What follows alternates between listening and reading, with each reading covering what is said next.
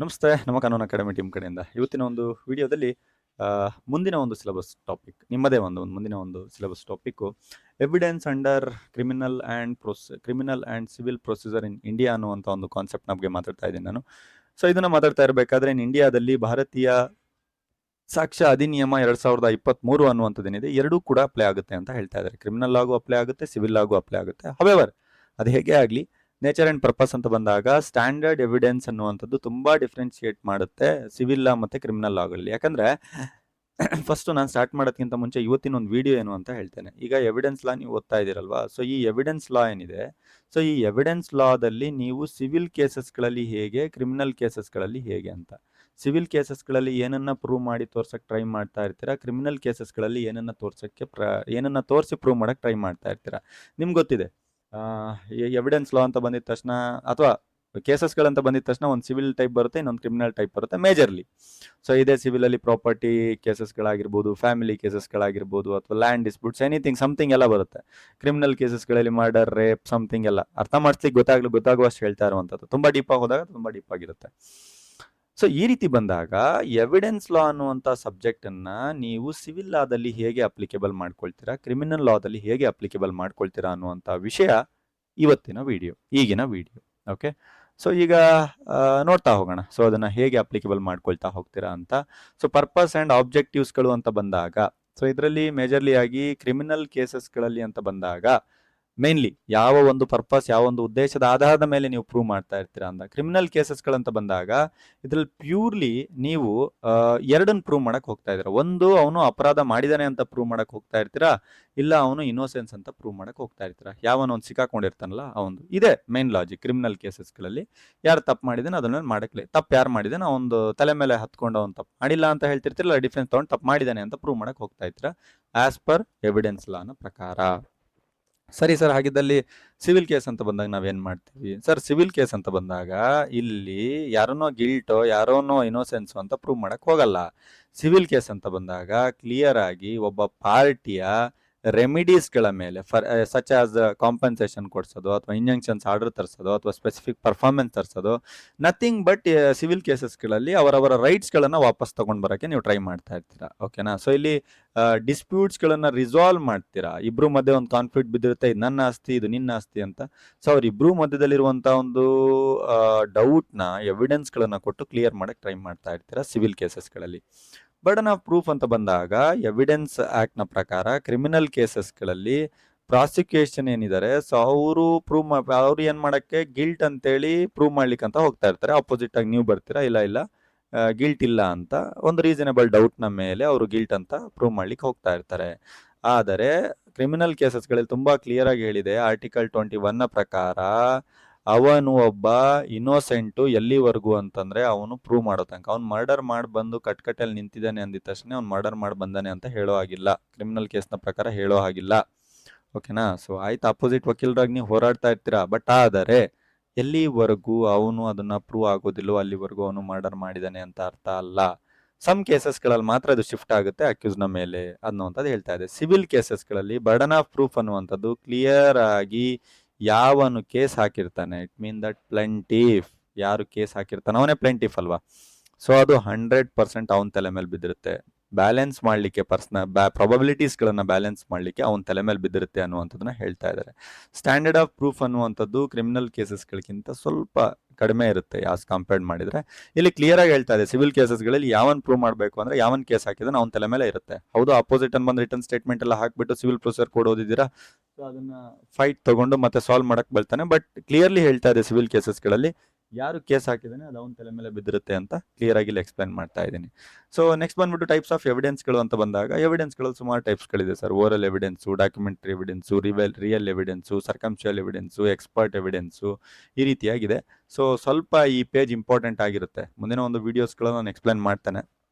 Very very important ಆಗಿರುತ್ತೆ ಈ page. Some times ಯಾವ್ಯಾವ ಟೈಪ್ಸ್ ಆಫ್ ಎವಿಡೆನ್ಸ್ಗಳಿದೆ ಅನ್ನುವಂಥದ್ದನ್ನ ಕೇಳಿರುವಂಥ ಸಾಧ್ಯತೆಗಳಿದೆ.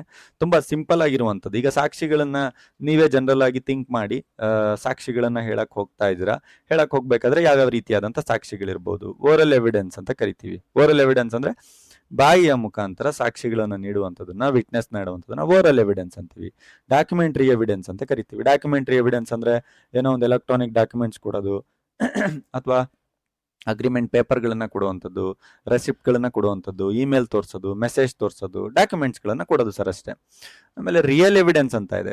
ರಿಯಲ್ ಎವಿಡೆನ್ಸ್ ಮೀನ್ಸ್ ಫಿಸಿಕಲ್ ಆಬ್ಜೆಕ್ಟ್ಸ್ಗಳನ್ನ ತರೋದು, such as weapons, tools, property. ಈಗ ಮರ್ಡರ್ ಮಾಡಿರ್ತಾನೆ, ಮರ್ಡರ್ ಮಾಡ್ದಂದು ಚಾಕು ತಗೊಂಡ್ಬಂದು ತೋರಿಸೋದು, ಅದು ರಿಯಲ್ ಎವಿಡೆನ್ಸ್, ಫಿಸಿಕಲ್ ಆಬ್ಜೆಕ್ಟ್ ಅಲ್ವಾ ಅದೊಂದು, ಅದನ್ನ ಆ ರೀತಿ ತಂದು ತೋರಿಸೋದು ನಿಜವಾದಂಥ ಪುರಾವೆಗಳು. ಆಮೇಲೆ ಸರ್ಕಮ್ಟೆನ್ಷಿಯಲ್ ಎವಿಡೆನ್ಸ್ಗಳು, ಇದ್ರ ಮೇಲೆ ನಿಮಗೆ ತುಂಬಾ ದೊಡ್ಡ ದೊಡ್ಡ ಲೆವೆಲಿಗೆ ಕ್ಲಾಸಸ್ಗಳಿದೆ ಮುಂದಿನ ಒಂದು ವಿಷಯದಲ್ಲಿ. ಸೊ ಇಂಡೈರೆಕ್ಟ್ ಎವಿಡೆನ್ಸ್ಗಳನ್ನ ಇದ್ರ ಬಗ್ಗೆ ಮಾತಾಡುತ್ತೆ. ಅಂದ್ರೆ ಇಂಡೈರೆಕ್ಟ್ ಎವಿಡೆನ್ಸ್ ಮೀನ್ಸ್ ಆತನ ಉದ್ದೇಶ ಏನಿರಬಹುದು. ಹೌದು, ಅವ್ನು ಮರ್ಡರ್ ಮಾಡಿದಾನೆ ಅಂತಂದ್ರೆ ಆತನ ಉದ್ದೇಶ ಏನಿರಬಹುದು, ಅಂದ್ರೆ ಅವನು ಮರ್ಡರ್ ಮಾಡೋದ್ಕಿಂತ ಮುಂಚೆ ಆ ಜಾಗಕ್ಕೆ ಹೋಗಿದ್ದೇನಕ್ಕೆ, ಯಾವ ಉದ್ದೇಶ ಇಟ್ಕೊಂಡು ಹೋದ, ಅವನಿಗೆ ಎಷ್ಟು ಅಪಾರ್ಚುನಿಟಿ ಸಿಕ್ತು ಆ ಒಂದು ಮರ್ಡರ್ ಮಾಡ್ಲಿಕ್ಕೆ. ಫಾರ್ ಎಕ್ಸಾಂಪಲ್ ಹೇಳ್ತಾ ಇರೋದು ನಾನು ನಿಮಗೆ. ಈ ರೀತಿಯಾದಂತಹ ಒಂದು ಸರ್ಕಮ್ಸ್ಟೆನ್ಸಸ್ಗಳನ್ನ, ಸಂದರ್ಭದ ಆಧಾರದ ಸಾಕ್ಷ್ಯಗಳನ್ನ ನೀಡುವಂತ ಸಾಧ್ಯತೆಗಳಿರುತ್ತೆ. ಎಕ್ಸ್ಪರ್ಟ್ ಎವಿಡೆನ್ಸ್ ಅಂತೀವಿ. ಅಂದ್ರೆ ಆ ಒಂದು ಫೀಲ್ಡ್ ಅಲ್ಲಿ, ಮೆಡಿಕಲ್ ಫೀಲ್ಡ್ ಅಲ್ಲೋ, ಆರ್ಕಿಯಾಲಜಿಕಲ್ ಫೀಲ್ಡ್ ಅಲ್ಲೋ, ಫಾರೆನ್ಸಿಕ್ ಫೀಲ್ಡ್ ಅಲ್ಲೋ ಅಥವಾ ಪೋಸ್ಟ್ ಮಾರ್ಟಮ್ ಮಾಡುವಂತ ಫೀಲ್ಡ್ ಅಲ್ಲಿ ಇರುವಂತಹ ಎಕ್ಸ್ಪರ್ಟ್ಸ್ ಗಳನ್ನ ಕರೆಸ್ಬಿಟ್ಟು ಎವಿಡೆನ್ಸ್ ಗಳನ್ನ ಪ್ರೂವ್ ಮಾಡುವಂತದ್ದು. ಅಂದ್ರೆ ಇಲ್ಲಿ ಹೇಳ್ತಾ ಇರುವಂತ ವಿಷಯ ಏನು ಅಂತಂದ್ರೆ, ನೀವು ಎವಿಡೆನ್ಸ್ ಗಳನ್ನ ಕೊಡ್ತಾ ಇದ್ದೀರಾ. ಎವಿಡೆನ್ಸ್ ಗಳನ್ನ ಕೊಡ್ತಾ ಇರ್ಬೇಕಾದ್ರೆ ಯಾವ ಯಾವ ರೀತಿಯಾದಂತ ಎವಿಡೆನ್ಸ್ ಗಳನ್ನ ನೀವು ಕೋರ್ಟ್ ಮುಂದೆ ಪ್ರೊಡ್ಯೂಸ್ ಮಾಡಬಹುದು ಅಂತ. ಓರಲಿ ಮೌಖಿಕವಾಗಿ ಪ್ರೊಡ್ಯೂಸ್ ಮಾಡಬಹುದು, ಅಥವಾ ಡಾಕ್ಯುಮೆಂಟ್ ಆಗಿ ಪ್ರೊಡ್ಯೂಸ್ ಮಾಡಬಹುದು, ರಿಯಲ್ ಎವಿಡೆನ್ಸ್ ಆಗಿ ಪ್ರೊಡ್ಯೂಸ್ ಮಾಡಬಹುದು, ಸಾಂದರ್ಭಿಕವಾಗಿ ಪ್ರೊಡ್ಯೂಸ್ ಮಾಡಬಹುದು, ಎಕ್ಸ್ಪರ್ಟ್ಸ್ ಗಳನ್ನ ಕರೆದ್ಬಿಟ್ಟು ಪ್ರೊಡ್ಯೂಸ್ ಮಾಡಬಹುದು. ಸೊ ಈ ರೀತಿಯಾಗಿ ನೀವು ಎವಿಡೆನ್ಸ್ ಗಳನ್ನ ಪ್ರೊಡ್ಯೂಸ್ ಮಾಡಬಹುದು. ನಾನು ಅಂಟಿಲ್ ನಿಮ್ಮ ಒಂದು ಈ ಇಡೀ ಸಬ್ಜೆಕ್ಟ್ ಭಾರತೀಯ ಸಾಕ್ಷ್ಯ ಅಧಿನಿಯಮ ಮುಗ್ದು ನೀವು ಎಂಡಿಗೆ ಬರೋ ತನಕ ನಾನು ನಿಮಗೆ ಏನು ಕಲ್ಸ್ಕೊಡ್ತೀನಿ ಅಂತಂದ್ರೆ, ಇಲ್ಲೊಂದು ಉದ್ದೇಶ ಏನು ಅಂತಂದ್ರೆ, ನೀವು ಯಾವುದೇ ಒಂದು ಕೇಸ್ನ ಹೊಡೆದಾಡ್ಬೇಕಾದ್ರೆ, ಹೋರಾಡಬೇಕಾದ್ರೆ, ಆರ್ಗ್ಯುಮೆಂಟ್ ಮಾಡಬೇಕಾದ್ರೆ, ಅಥವಾ ನೀವೇ ಒಂದು ಕೇಸ್ ತಗೊಂಡಾಗ ನೀವು ಪ್ರೂಫ್ಗಳನ್ನ ಹೇಗೆ ಕೊಡಬೇಕು, ಸಾಕ್ಷಿಗಳನ್ನ ಹೇಗೆ ಕೊಡಬೇಕು, ಸಾಕ್ಷಿಗಳನ್ನ ಹೇಗೆ ಕರೆಸ್ಬೇಕು, ಯಾವ್ಯಾವ ರೀತಿಯಾದಂಥ ಸಾಕ್ಷಿಗಳಿದೆ, ಅಂದ್ರೆ ಸರ್ಕಮ್ಟೆನ್ಸಸ್ಗಳು, ಆ ಸಂದರ್ಭಗಳನ್ನ ನೋಡ್ಕೊಂಡು ಹೇಗೆ ಲಾಕ್ ಮಾಡ್ಬೇಕಂತಾನು ನಾ ಹೇಳ್ತೇನೆ. ಕ್ರಾಸ್ ಕ್ವಶನ್ ಮಾಡುವಂಥದ್ದು ಅಂತ ಹೇಳ್ತಾರೆ ಗೊತ್ತಾ, ಅದೆಲ್ಲ ನಿಮ್ಗೆ ಯೂನಿಟ್ 4 ಯೂನಿಟ್ 5 ಅಲ್ಲೆಲ್ಲ ಇದೆ. ಸೊ ಹೇಗೆ ಕ್ರಾಸ್ ಕ್ವಶನ್ಸ್ಗಳನ್ನ ಮಾಡಬೇಕು ಅನ್ನುವಂಥ ವಿಷಯಗಳನ್ನ ನಾನು ಈ ಒಂದು ವಿಡಿಯೋದಲ್ಲಿ, ಈ ಒಂದು ವಿಷಯದಲ್ಲಿ, ಈ ಒಂದು ಕಂಪ್ಲೀಟ್ ಈ ಸಬ್ಜೆಕ್ಟ್ ಅಲ್ಲಿ ನಾನು ನಿಮಗೆ ಅರ್ಥ ಮಾಡಿಸ್ತಾ ಹೋಗ್ತೇನೆ. ಇದು ಟೈಪ್ಸ್ ಆಫ್ ಎವಿಡೆನ್ಸ್ ಆಗಿರುತ್ತೆ. ಸೊ ಅಡ್ಮಿಸಿಬಿಲಿಟಿ ಆಫ್ ಎವಿಡೆನ್ಸ್ ಅನ್ನುವಂಥದ್ದು ಇದೆ. So admissibility evidence of evidence ಅಲ್ಲಿ ನಾವು 2 ಟೈಪ್ ನೋಡ್ತಾ ಇದೀವಿ. ಒಂದು ಕ್ರಿಮಿನಲ್ ಕೇಸಸ್ ಅಲ್ಲಿ ನೋಡ್ತಾ ಇದೀವಿ, ಸಿವಿಲ್ ಕೇಸಸ್ ಅಲ್ಲಿ ನೋಡ್ತಾ ಇದೀವಿ. ಕ್ರಿಮಿನಲ್ ಕೇಸಸ್ ಅಲ್ಲಿ ತುಂಬಾ ಕ್ಲಿಯರ್ ಆಗಿ ಸ್ಟ್ರಿಕ್ಟ್ ರೂಲ್ ಇದೆ. ಅಡ್ಮಿಸಿಬಿಲಿಟಿ ಅನ್ನುವಂಥದ್ದು ಅಪ್ಲೈ ಆಗುತ್ತೆ. ಫೇರ್ನೆಸ್ ಮತ್ತೆ ರೈಟ್ಸ್ ಗಳನ್ನ ಪ್ರೊಟೆಕ್ಟ್ ಮಾಡ್ಲಿಕ್ಕೆ ಯಾರು ಅಕ್ಯೂಸ್ಡ್ ಇದ್ದಾನೆ ಅವನ ಆಧಾರದ ಮೇಲೆ. ಇದು section 25 of Indian evidence act ಮಾತಾಡುತ್ತೆ. ಹಳೆ ಆಕ್ಟ್ ಅನ್ನು ನಾನು ಮೆನ್ಷನ್ ಮಾಡಿದ್ದೀನಿ, ಭಾರತೀಯ ಸಾಕ್ಷ್ಯ ಅಧಿನಿಯಮದ ಆಕ್ಟ್ ನಲ್ಲಿ ಮೆನ್ಷನ್ ಮಾಡ್ಕೊಳ್ಬೇಕಾಗುತ್ತೆ. ನೆಕ್ಸ್ಟ್ ಬಂದ್ಬಿಟ್ಟು ಎವಿಡೆನ್ಸ್ ಒಪ್ಟೈನ್ಡ್ ಇಲ್ಲಿಗಲಿ ಅಂತ ಇದೆ. ಇಲ್ಲಿಗಲ್ ಆಗಿ ಏನಾದ್ರು ಒಪ್ಟೈನ್ಡ್ ಆಗಿದ್ರೆ ಪುರಾವೆಗಳನ್ನ ಅದನ್ನು ಕೂಡ ಅಲ್ಲಿ ಯೂಸ್ ಮಾಡಬಹುದು. ಸಿವಿಲ್ ಕೇಸಸ್ಗಳಲ್ಲಿ ಅಂತ ಬಂದಾಗ ಇದು ಮೋರ್ ಅಡ್ಮಿಸಿಬಿಲಿಟಿ ಆಗಿರುತ್ತೆ, ಬಟ್ ಅದು ರಿಲೆವೆನ್ಸ್ ಆಗಿರಬೇಕು, ಫ್ಲೆಕ್ಸಿಬಲ್ ಆಗಿರುತ್ತೆ. ಮೇ ಬಿ ಅದನ್ನ ರಿವರ್ಸ್ ಕೂಡ ಮಾಡಬಹುದು. ಹಿಯರ್ಸೆ ಎವಿಡೆನ್ಸ್ ಗಳನ್ನು ಕೂಡ ಇಲ್ಲಿ ಅಡ್ಮಿಟ್ ಮಾಡ್ಕೊಳ್ತಾರೆ, ಇಫ್ ಇನ್ ಕೇಸ್ ಏನಾದ್ರು ರಿಲೆವೆಂಟ್ ಇದ್ದು ಹತ್ರದಲ್ಲಿ ಏನಾದ್ರು ಇತ್ತು ಅಂತಂದ್ರೆ ಹೇಳ್ಬಹುದು. ಸ್ಟ್ಯಾಂಡರ್ಡ್ ಆಫ್ ಪ್ರೂಫ್ ಅಂತ ಬಂದಾಗ ಕ್ರಿಮಿನಲ್ ಕೇಸಸ್ಗಳಲ್ಲಿ ಒಂದು ಡೌಟ್ ನ ಆಧಾರದ ಮೇಲೆ ತಗೊಳ್ತಾರೆ. ಅದೇ ಸಿವಿಲ್ ಕೇಸಸ್ಗಳಲ್ಲಿ ಪ್ರಾಬಬಿಲಿಟೀಸ್ ಗಳನ್ನ ಬ್ಯಾಲೆನ್ಸ್ ಮಾಡಿ ಪ್ಲೆಂಟಿಫ್ ಏನಿದೆ ಅವನ ತಲೆ ಮೇಲೆ ಇರುತ್ತೆ ಅದನ್ನ ಪ್ರೂವ್ ಮಾಡುವಂಥದ್ದು ಅಂತ. ಇದನ್ನೆಲ್ಲ ನಾನು ಮತ್ತೆ standard of proof of burden, witness ಎಲ್ಲದ್ರ ಬಗ್ಗೆ ಒಂದೊಂದು ದೊಡ್ಡ ದೊಡ್ಡ ಲೆವೆಲ್ಗೆ ಕಾನ್ಸೆಪ್ಟ್ ಇದೆ. ಸೊ ನಾನು ತುಂಬಾ ಡೀಪ್ ಆಗಿ ಹೋಗ್ತೇನೆ, ಜಸ್ಟ್ ಒಂದು ಬೇಸಿಕ್ ಹೋಗ್ತಾ ಇದ್ದೇನೆ ಅಷ್ಟೇ ನಾನು. ರೋಲ್ ಆಫ್ ಫಿಟ್ನೆಸ್ ಅಂತ ಇದೆ. ರೋಲ್ ಆಫ್ ಫಿಟ್ನೆಸ್ ಅಲ್ಲಿ ಕ್ರಿಮಿನಲ್ ಕೇಸಸ್ಗಳಲ್ಲಿ ಯಾವ ರೀತಿ ರೋಲ್ಸ್ಗಳಿದೆ, ಕ್ರಿಟಿಕಲ್ ರೋಲ್, ತುಂಬಾ ಕ್ರಿಟಿಕಲ್ ರೋಲ್ ಇರುತ್ತೆ ವಿಟ್ನೆಸಸ್ಗಳದ್ದು, ಆಯ್ತಾ. ಇದು ಕ್ರಿಮಿನಲ್ ಕೇಸಸ್ಗಳಲ್ಲಿ ಇದನ್ನ ಒಪ್ಕೊಳ್ಬೇಕಾದ್ರೆ ಒಂದು ಡೈರೆಕ್ಟ್ ಆಗಿ ನೋಡಿರುವಂಥದ್ದು, ವಿಶೇಷವಾಗಿ ಪ್ರತ್ಯಕ್ಷವಾದಂಥ ಐ ವಿಟ್ನೆಸ್ ಅಂತ ನಾವೇನು ಕರಿತೀವಿ, ಅದ್ರ ಮೇಲೆಲ್ಲ ತುಂಬಾ ಒಂದು ಕ್ಲಿಯರ್ ಆಗಿರುವಂಥ ಒಂದು ಪಾತ್ರ ಇರುತ್ತೆ. ನೆಕ್ಸ್ಟ್ ಬಂದ್ಬಿಟ್ಟು ವಿಟ್ನೆಸ್ ಅನ್ನುವಂಥದ್ದು ಪ್ರೋಗ್ರಾಮ್ಸ್ಗಳಿಗೆ ಪ್ರೊಟೆಕ್ಷನ್ ಮಾಡ್ಲಿಕ್ಕೆ ಯೂಸ್ ಮಾಡ್ತಾರೆ, ಯಾವುದೇ ಸೇಫ್ಟೀಸ್ ಅಂತ ಹೇಳ್ತಾರೆ. ಸೊ ಅದಾದ್ಮೇಲೆ ಕ್ರಾಸ್ ಎಕ್ಸಾಮಿನೇಷನ್ಸ್ಗಳನ್ನ ಕೂಡ ಮಾಡ್ಕೊಳ್ಬಹುದು ಅಂತ ಹೇಳ್ತಾರೆ. ಸಿವಿಲ್ ಕೇಸಸ್ಗಳಲ್ಲಿ ಅಂತ ಬಂದಾಗ ವಿಟ್ನೆಸ್ ಅನ್ನುವಂಥದ್ದು ತುಂಬಾ ಇಂಪಾರ್ಟೆಂಟ್ ಆಗಿರುತ್ತೆ, ಬಟ್ ಕ್ರಿಮಿನಲ್ ಕೇಸಸ್ಗಳಷ್ಟು ಕ್ರಿಟಿಕಲ್ ಏನಿರೋದಿಲ್ಲ. ಕ್ರಾಸ್ ಎಕ್ಸಾಮಿನೇಷನ್ಸ್ಗಳು ರಿಲೆವೆಂಟ್ ಇದ್ರೆ ಮಾಡ್ಕೊಳ್ಬಹುದು ಅಂತ ಹೇಳ್ತಾ ಇದ್ದಾರೆ. ಏನೇನು ಪ್ರಿವಿಲೇಜ್ಡ್ ಕಮ್ಯುನಿಟೀಸ್ಗಳಿದೆ ಅನ್ನುವಂಥದ್ದು ನೋಡಿದಾಗ ಕ್ರಿಮಿನಲ್ ಕೇಸಸ್ಗಳಲ್ಲಿ ಸರ್ಟೈನ್ ಕಮ್ಯುನಿಕೇಶನ್ ಅನ್ನುವಂಥದ್ದು, ಸಂವಹನ ಅನ್ನುವಂಥದ್ದಿದೆ. ಸೊ ಇದನ್ನ ನಿಮ್ಮ ಮುಂದಿನ ಒಂದು ಇದರಲ್ಲಿ ಸೆಕ್ಷನ್ಸ್ಗಳ ಸಮೇತ ನಾನು ನಿಮಗೆ ಹೇಳ್ತಾ ಹೋಗ್ತೇನೆ, ಯಾವ ಸೆಕ್ಷನ್ ಏನು ಬರುತ್ತೆ ಅಂತ. ಇದು ಕೂಡ one of the important topic. ನಾನು ನಿಮಗೆ ಮುಂದೆಲ್ಲ ಹೇಳ್ತಾ ಹೋಗ್ತಾ ನಿಮಗೆ ಅರ್ಥ ಆಗ್ತಾ ಹೋಗುತ್ತೆ. ಸೊ ಇದರಲ್ಲಿ ಡಿಸ್ಕ್ಲೋಸ್ ಮಾಡಬೇಕು ಅಂತ ಹೇಳ್ತಾ ಇದ್ದಾರೆ. ಕ್ರಿಮಿನಲ್ ಕೇಸಸ್ಗಳಲ್ಲಿ ಇದನ್ನ ಕಂಪ್ಲೇಂಟ್ ಮಾಡಕ್ ಬರೋದಿಲ್ಲ, ಟೆಸ್ಟಿಫೈ ಮಾಡ್ಲಿಕ್ಕೆ ಅಂತ ಹೇಳ್ತಾ ಇದ್ದಾರೆ. ಸಿವಿಲ್ ಕೇಸಸ್ಗಳಲ್ಲಿ ಅಂತ ಬಂದಾಗ ಇದರಲ್ಲಿ ಪ್ರಿವಿಲೇಜಸ್ಗಳು ಅಂತ ಬಂದಾಗ ಅದನ್ನ ಅಪ್ಲೈ ಮಾಡ್ಲಿಕ್ಕೆ ಸ್ಕೋಪ್ ಡಿಪೆಂಡ್ ಆಗುತ್ತೆ ಅವರ ನೇಚರ್ ಅಂಡ್ ಡಿಸ್ಪ್ಯೂಟ್ನ ಆಧಾರದ ಮೇಲೆ. ಪ್ರಿಸಂಪ್ಷನ್ಸ್ ಅಂತ ಇದೆ, ಇದು ಕೂಡ one of the important concept. Presume ಮಾಡ್ಕೊಳ್ಳೋದು, ಊಹೆ ಮಾಡ್ಕೊಳ್ಳುವಂಥದ್ದು. ಸೊ ಇದರ ಆಧಾರದ ಮೇಲೆ ಬಂದಾಗ ಕಂಟಿನ್ಯೂಸ್ಲಿ ನಾವು ಅದನ್ನ ಪ್ರೊಟೆಕ್ಟ್ ಮಾಡ್ತೀವಿ ರೈಟ್ಸ್ಗಳಿಗೋಸ್ಕರ, ಅಕ್ಯೂಸ್ಡ್ಗಳ ರೈಟ್ಸ್ಗಳಿಗೋಸ್ಕರ. ಫಾರ್ ಎಕ್ಸಾಂಪಲ್ ಏನಾದ್ರು ಹೇಳಬೇಕು ಅಂತಂದ್ರೆ ಪ್ರಿಸಂಪ್ಷನ್, ಇನ್ನೋಷನ್, ಫಂಡಮೆಂಟಲಿಟಿ, ಇದನ್ನೆಲ್ಲ ಚೆಕ್ ಮಾಡ್ಲಿಕ್ಕೆ ಇದನ್ನ ಯೂಸ್ ಮಾಡ್ತೀವಿ. ಸಿವಿಲ್ ಕೇಸಸ್ಗಳಲ್ಲಿ ಅಂತ ಬಂದಾಗ ಇದರಲ್ಲಿ ಪ್ರಿಸಂಪ್ಷನ್ ಅನ್ನುವಂಥದ್ದು ಕಾಮನ್ಲಿ ಆಗಿ ಅಪ್ಲೈ ಮಾಡ್ಕೊಳ್ತಾ ಹೋಗ್ತೀವಿ. ಫಾರ್ ಎಕ್ಸಾಂಪಲ್ ಏನಾದ್ರು ಹೇಳಬೇಕು ಅಂದ್ರೆ ಚೈಲ್ಡ್ ಬಾರ್ನ್ ಡ್ಯೂರಿಂಗ್ ಮ್ಯಾರೇಜ್ ಅಂತ ಸಂದರ್ಭದಲ್ಲಿ. ಸೊ ಜಾಸ್ತಿ ಅಂತ ತಲೆಗೆಡ್ಸ್ಕೊಳಕ್ ಹೋಗ್ಬಿಡಿ, ನಾನೇ ಸ್ಪೀಡಾಗಿ ಏನಕ್ಕೆ ಹೋಗ್ತಾ ಇದ್ದೀನಿ ಲಾಸ್ಟಿಗೆ ಅಂತಂದ್ರೆ ಇದ್ರ ಬಗ್ಗೆ ನಾನು ತುಂಬಾ ಡೀಪಾಗಿ ಹೇಳ್ತಾ ಹೋಗ್ತೇನೆ. ಸೊ ನೀವು ಇದನ್ನ ಇಷ್ಟೆಲ್ಲ ಬರೆಯುವಂಥ ಅವಶ್ಯಕತೆ ಇರಲ್ಲ, ಯಾಕಂದ್ರೆ ಇದು ಎಕ್ಸಾಮಿಗೆ ಬರುವಂಥ ಚಾನ್ಸಸ್ಗಳು ಇಲ್ಲ. ಇದೆಲ್ಲ ಬೇಸಿಕ್ ಕಾನ್ಸೆಪ್ಟ್ಸ್ಗಳು ಇನ್ನು ನಡೀತಾ ಇರುವಂಥದ್ದು. ಸೆಕ್ಷನ್ಸ್ಗಳು ಶುರು ಆದಾಗ ನಾನು ನಿಮಗೆ ಕ್ಲಿಯರ್ ಮಾಡ್ತಾ ಹೋಗ್ತೇನೆ. ಅಪೀಲ್ಸ್ ಅಂಡ್ ರಿವ್ಯೂಸ್ ಅಂತ ಇದೆ. ಅಪೀಲ್ಸ್ ಅಂಡ್ ರಿವ್ಯೂಸ್ ಅಲ್ಲಿ ಕ್ರಿಮಿನಲ್ ಕೇಸಸ್ಗಳಲ್ಲಿ ತುಂಬಾ ಕ್ಲಿಯರ್ ಆಗಿ ಅಪೀಲ್ ಹೋಗ್ಬೋದು ಕನ್ವಿಕ್ಷನ್ ಆಧಾರದ ಮೇಲೆ. ಆಮೇಲೆ ವರ್ಡಿಕ್ಸ್ನ ಮೇಲೆ ನೀವು ಅಪೀಲ್ಸ್ಗಳನ್ನು ಹೋಗ್ಬೋದು ಅನ್ನುವಂಥದ್ದಿದೆ. ಸಿವಿಲ್ ಕೇಸಸ್ಗಳಲ್ಲಿ ಆಬ್ವಿಯಸ್ಲಿ ಅಪೀಲ್ಸ್ಗಳ ಮೇಲೆ ಹೋಗ್ಬೋದು. Law in fact, law in fact in law, fact in law ಅಂತ ಇದೆ. ಸೊ ಆಮೇಲೆ ಲಾದಲ್ಲಿ ಏನಾದರೂ ಎರರ್ಸ್ಗಳಾದಾಗ ಸೊ ಅದನ್ನ ಹೇಗೆ ಅಪೀಲ್ ಹೋಗ್ತೀರಾ ಅನ್ನುವಂಥದ್ದು ನೋಡ್ತಾ ಹೋಗ್ತೀರಾ. ಎಕ್ಸಾಂಪಲ್ ಹೇಳಬೇಕು ಅಂದರೆ ಕ್ರಿಮಿನಲ್ ಕೇಸಸ್ಗಳಲ್ಲಿ ಮರ್ಡರ್ ಟ್ರಯಲ್ ನಡೆಯುತ್ತೆ. ಸೊ ಇಂಥ ಟೈಮಲ್ಲಿ ರೀಸನಬಲ್ ಡೌಟ್ನ ಆಧಾರದ ಮೇಲೆ ತೊಗೊಂಡಿರ್ತಾರೆ. ವಿಟ್ನೆಸ್ಸನ್ನು ಕರೆಸ್ತಾರೆ, ಫಾರೆನ್ಸಿಕ್ ರಿಪೋರ್ಟ್ಸ್ಗಳನ್ನು ತರ್ತಾರೆ, ಮೋಟಿವ್ಗಳನ್ನು ಚೆಕ್ ಮಾಡ್ತಾರೆ. ಸಿವಿಲ್ ಕೇಸಸ್ಗಳಂತ ಬಂದಾಗ ಒಂದು ಕಾಂಟ್ರಾಕ್ಟ್ ಬ್ರೀಚ್ ಆಗಿದೆ ಅಂತ ಅನ್ಕೋಣ. ಪ್ಲೇಂಟಿಫ್ ಕೇಸ್ ಹಾಕಿರ್ತಾನೆ ಕಾಂಟ್ರಾಕ್ಟ್ ಬ್ರೀಚ್ ಆಗಿದೆ ಅಂತ. ಅವನು ಹೇಳ್ತಾನೆ ಈ ರೀತಿ ಎಲ್ಲ ಕಾಂಟ್ರಾಕ್ಟ್ ಬ್ರೀಚ್ ಆಗಿದೆ, ಇಂತಿಂಥ ಒಬ್ಲಿಗೇಷನ್ಸ್ಗಳಿತ್ತು, ಇಂಥದ್ದೆಲ್ಲ ಇದೆ ಅಂತೇಳಿ ಡಾಕ್ಯುಮೆಂಟ್ಸ್ಗಳನ್ನು ಪ್ರೊಡ್ಯೂಸ್ ಮಾಡ್ತಾನೆ, ವಿಟ್ನೆಸ್ ಸ್ಟೇಟ್ಮೆಂಟ್ಸ್ಗಳನ್ನ ಪ್ರೊಡ್ಯೂಸ್ ಮಾಡಿಬಿಟ್ಟು ಪ್ರೂವ್ ಮಾಡ್ತಾ ಹೋಗ್ತಾನೆ. ಸೊ ಈ ರೀತಿಯಾಗಿ ನೀವು ಇದನ್ನ ಕನ್ಸಿಡರ್ ಮಾಡ್ತಾ ಹೋಗ್ಬೋದು. So differences at a glance ಅಂತ ಬಂದಾಗ ಕ್ರಿಮಿನಲ್ ಕೇಸಸ್ಗಳೇನು, ಸಿವಿಲ್ ಕೇಸಸ್ಗಳೇನು ನೋಡ್ತಾ ಹೋಗೋಣ. ಕ್ರಿಮಿನಲ್ ಕೇಸಸ್ಗಳಲ್ಲಿ ಯಾರು ತಪ್ಪು ಮಾಡಿದ್ದಾನೆ ಅವನನ್ನ ಪಬ್ಲಿಕ್ ಆರ್ಡರಿಗೋಸ್ಕರ ಪನಿಷ್ ಮಾಡೋದಕ್ಕೋಸ್ಕರ ಮೇನ್ ಪರ್ಪಸ್ ಇಟ್ಕೊಂಡಿರ್ತಾರೆ.